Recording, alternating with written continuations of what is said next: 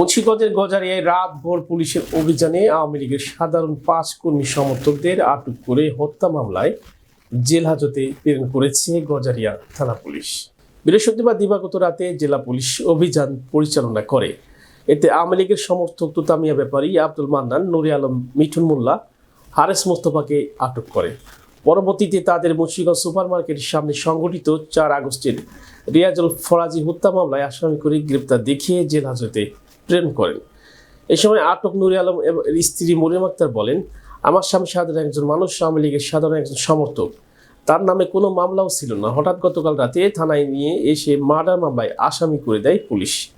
এ বিষয়ে গজারিয়া থানার officer in charge Mohammad মাহবুব রহমান বলেন, জেলা পুলিশের নির্দেশনায় এই অভিযান হয়েছে আর তথ্য প্রমাণের ভিত্তিতে তাদের গ্রেপ্তার করা হয়েছে বলে জানান তিনি।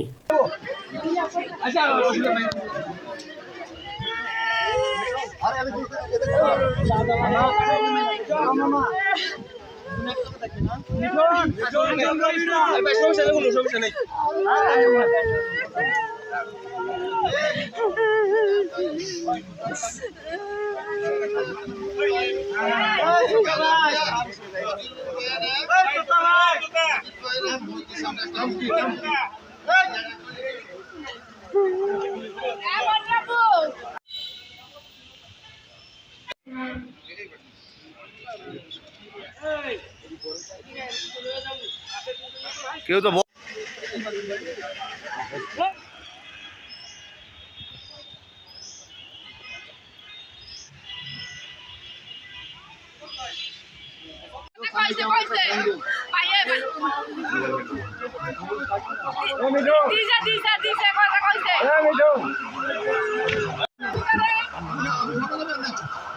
যাবো আমরা।